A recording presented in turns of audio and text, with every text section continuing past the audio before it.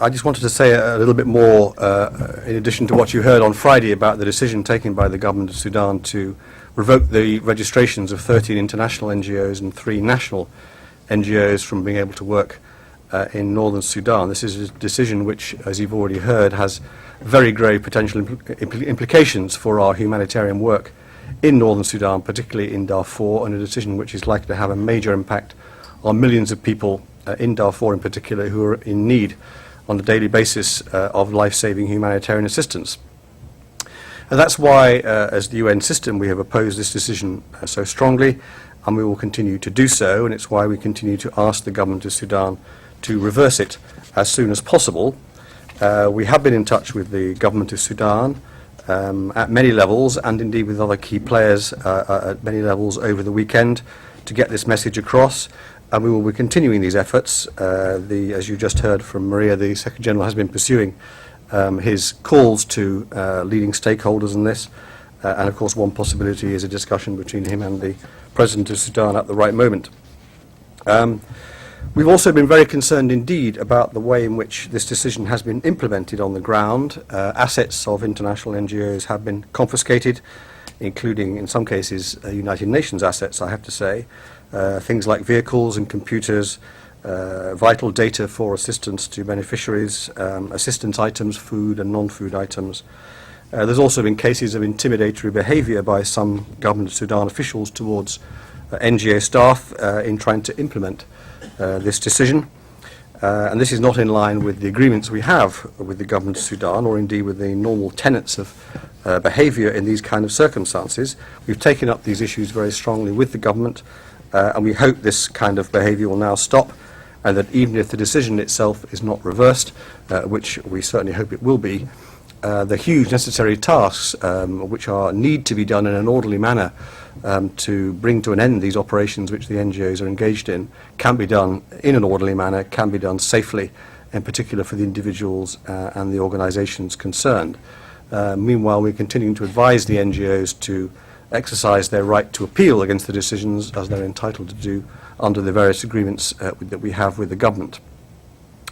This morning I was meeting with the leaders of the key UN agencies and the NGOs affected, and some unaffected, to discuss these concerns and others related to that. I have to say there is a very united approach on the part of all concerned. There's a great deal of mutual support and mutual solidarity in all this.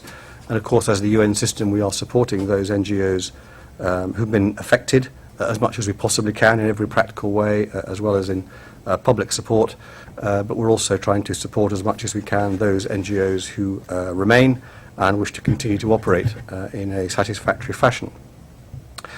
And while we're contesting the decision, as I say, one of the things we need to do, and I think my Deputy Catherine Bragg talked about this on Friday, is to look at where the most critical life-threatening gaps actually are or may appear in the near future.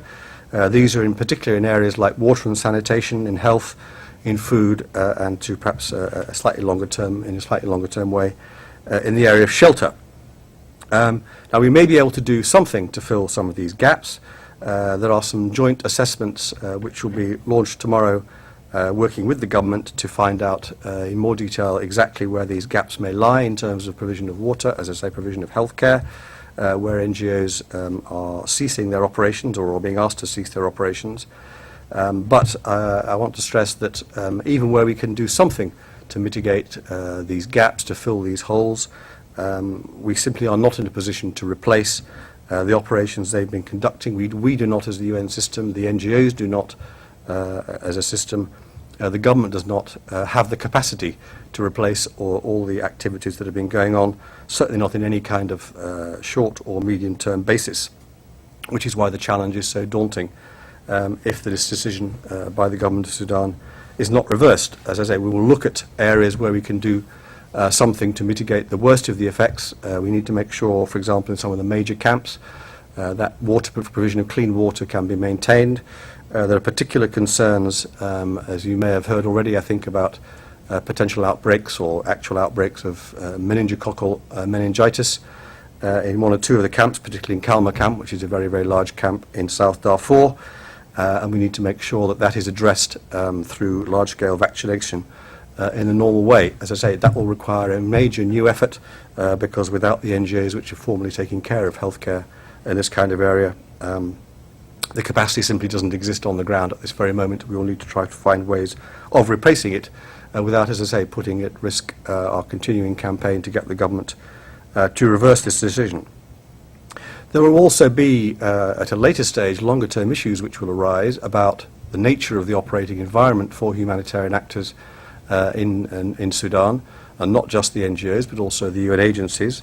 How can we create an operating environment which is safe, which is predictable, which operates according to the procedures which have been agreed, and to create the kind of environment we actually need to carry out humanitarian activities on a long-term basis.